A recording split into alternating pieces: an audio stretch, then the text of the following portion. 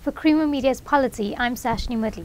Researcher and analyst Professor Raymond Suttner joins me to discuss Kathrada's funeral and the question of legitimacy.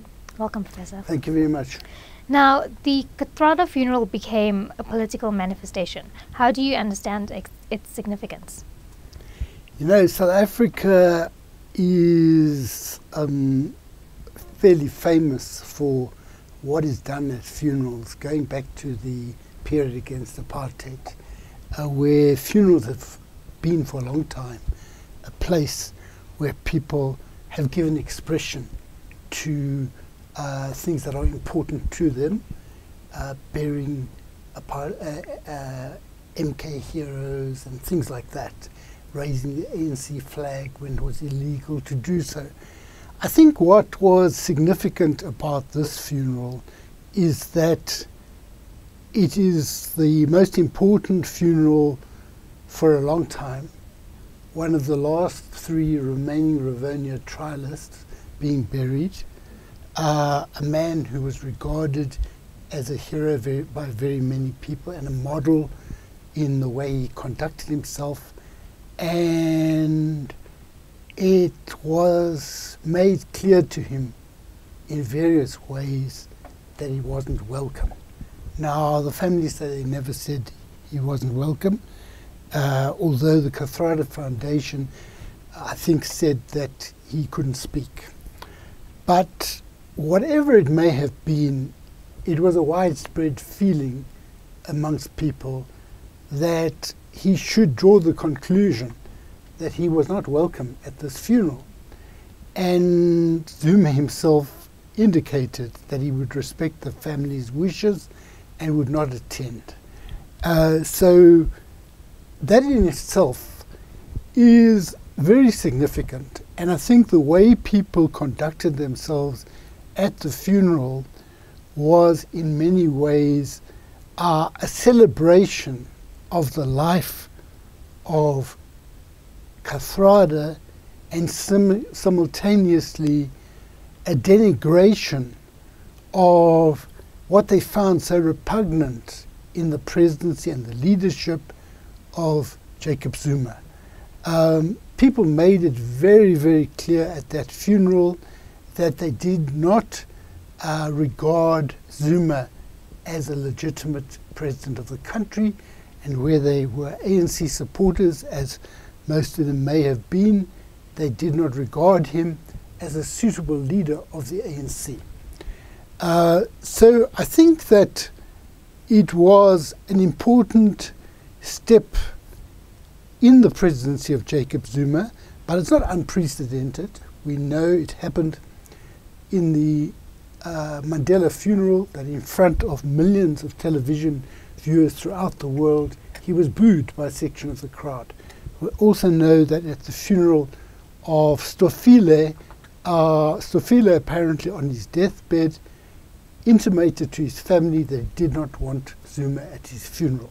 So Zuma, who is supposed to be the exemplary figure as the leader and president of the country, is actually publicly treated as repugnant, as someone who ought not to speak, because his words would really defile the memory of Ahmed Kathrada, and his presence in the eyes of most people who were there would also have undermined the way they wanted to cherish the life, honor the life of Kathrada.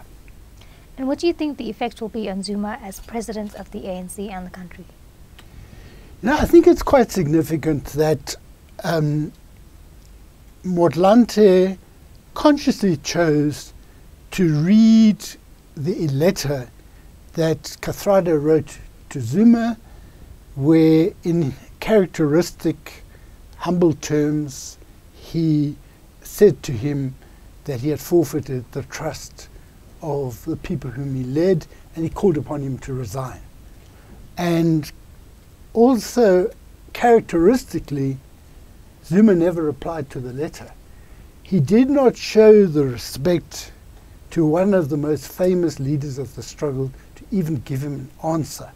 And I think one of the themes that was coming through in Magura's speech, in Motlante's speech, but also in previous statements of Thabo Mbeki and others, is that the veterans of the struggle are a source to be drawn on. And I think what is very clear is that Zuma has no respect for the others. He has got work to do. The work that Zuma wants to do, in the eyes of most South Africans, is not in their interests, and it is widely perceived that he sees his presidency as an opportunity to pillage state resources.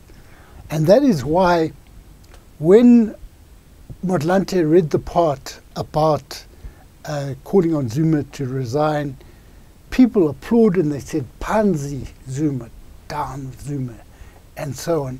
So I think it was a milestone in terms of the delegitimization of Zuma. But Zuma is not the sort of person who goes home after that and thinks, I am very unpopular, maybe I should, in the interests of the ANC or the interests of the country, offer my resignation. Zuma acts in the interests of only one thing, that is himself, and in particular, he is interested in ensuring that he has in position people who can protect him from coming to harm, in other words, from being prosecuted for ill-gotten wealth, and he would like to accumulate more. And I think that is thrown into sharp relief in the funeral. On the one hand, there was a celebration of a selfless leader. On the other hand, there was a further public delegitimization of the presidency of Zuma. Thank you, Professor. That was Professor Raymond Suttner speaking to Creamer Media's Polity about Kathrada's funeral and the question of legitimacy.